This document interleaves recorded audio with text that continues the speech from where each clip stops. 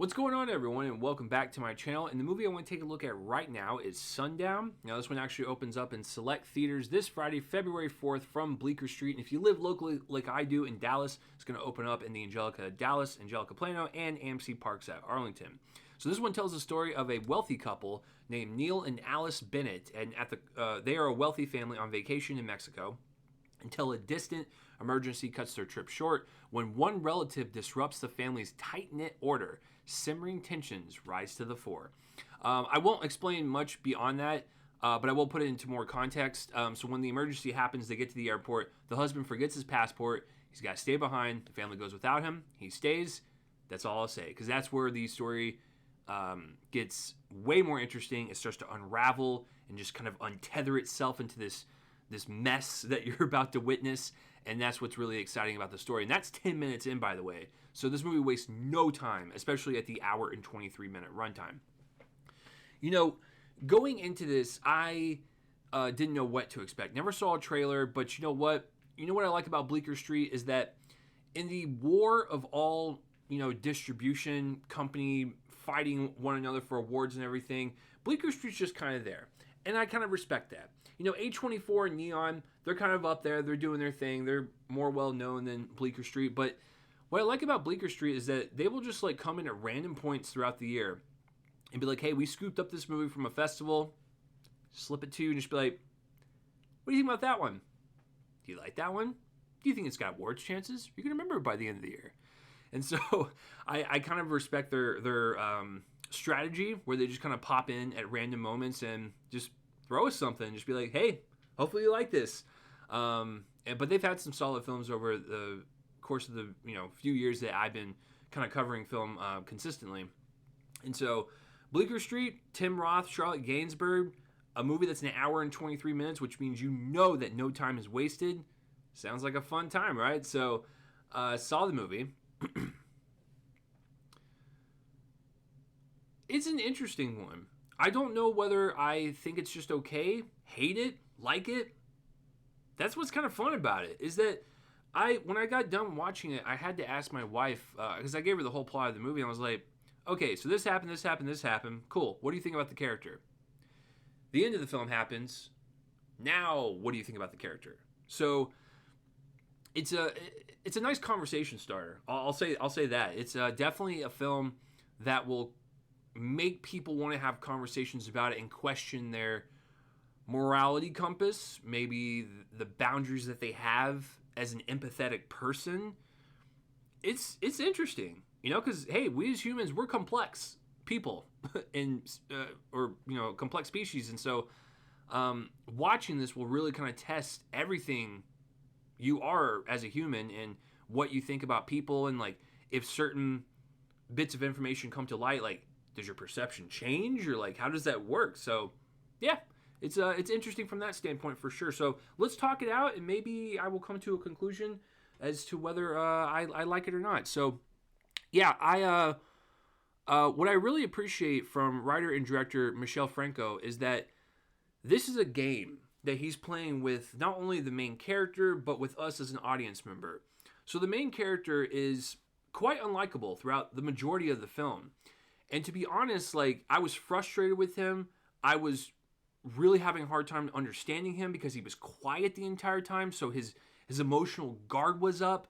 It was hard to watch this person sabotage his life until the very end, right? And then also the director is playing with us as an audience member because he wants to put you in that perspective and be like, okay, I'm going to lay out this character for you. I'm going to lay out this character for you, and I'm going to see what you think about him the majority of the runtime. Okay, cool. I'm going to drop this Hail Mary at the very end of the film. Now, what do you think about him? Credits roll. Sit there and think about it. So it's almost like an interactive experience. So I really like the fact that he's playing that with us as the movie progresses, and I found it to be really engaging on that level. So engaging in that type of sense. It's also a really great drama just to watch these characters kind of unfold their lives in front of us and having us kind of pick apart what's happening and like just how we're kind of compartmentalizing it. And it's also really well edited for an hour and 23 minutes. It's really like just a tight knit little drama thriller, and I appreciate that. So it's just from a interactive standpoint, it's engaging. From a visual standpoint, I love the fact that they shot this on location, I believe, and let me look it up here in real time. Sorry about that. Acapulco, Mexico. Really beautiful stuff. But also showing some of the uh, bad stuff that could happen there with like the crime and everything, because some of this stuff got really intense. And unfortunately, that just happens in life sometimes when things you think things are going well and things will just kind of happen like that. It's really quite scary. But kind of showing the beauty and the horrors of that area, and I think he captured it pretty well. So yeah, I think Michelle Franco really crafted a unique experience in film. So I appreciate that. The performances are really really nice too. Very very subtle, reserved, and really just kind of like held back, but so much to say. And once again, that's also a part of the frustrating part with Tim Roth's character, because there is so much going on that he's not telling his wife, he's not telling his kids, he's not telling us. So he's a really hard nut to crack.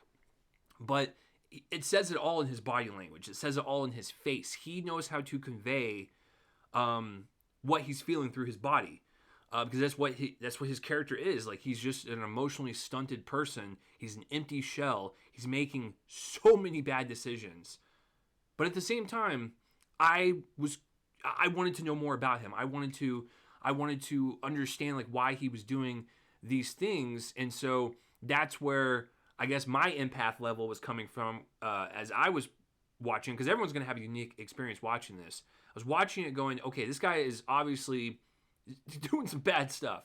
I don't justify anything that he's doing right now, because he's not being he's not being open to his wife or his family, but I can understand where he's coming from. It is hard to, I guess, express yourself like that, especially when there's some dire situations that are happening in the background. So once again, it will depend on each person's experience with this. Once again, great conversation starter if you watch this. But yes, Tim Roth's performance is absolutely just mesmerizing, just without saying a word. I mean, he says words, but like it's not that much. And I love just like the opening shot of the film of he's on a boat with his family. He's looking at a bunch of fish that they caught, and they're all just kind of like gasping for air on the boat because there's no water around them.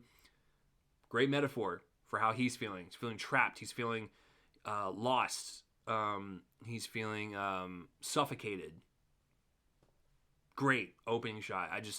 So it just sets the tone for the entire movie. It sets the tone for the entire character. It's brilliant stuff. And just the way he looks at it, it's just like right off the bat, his performance is already like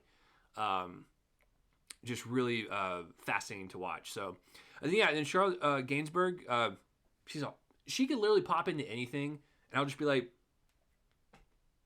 she's gonna do fine. But yeah, she does really great as the wife. She's the one that has more dialogue than the husband, which is a great yin and yang, because you don't want to have both of them be shut out. But she's kind of the, I guess, the megaphone for us, for how she's feeling, how he's feeling to some degree.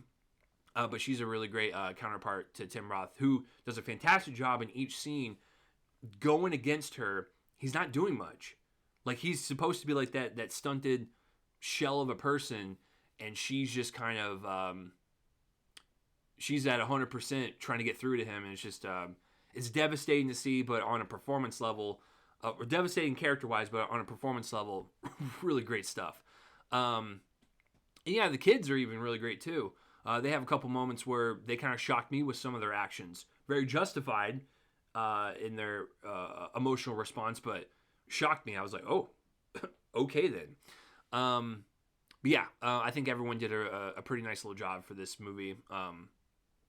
Oh, and also there's also another character. I won't tell you who she is or what she plays, but Aiza Larios. She was nice.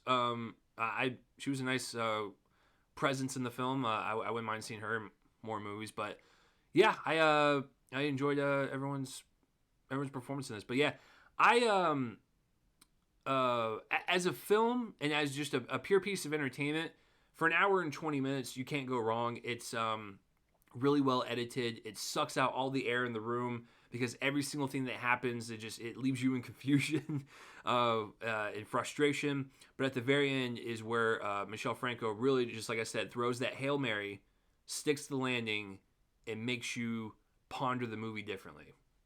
And I think that's a very unique interactive experience for a film.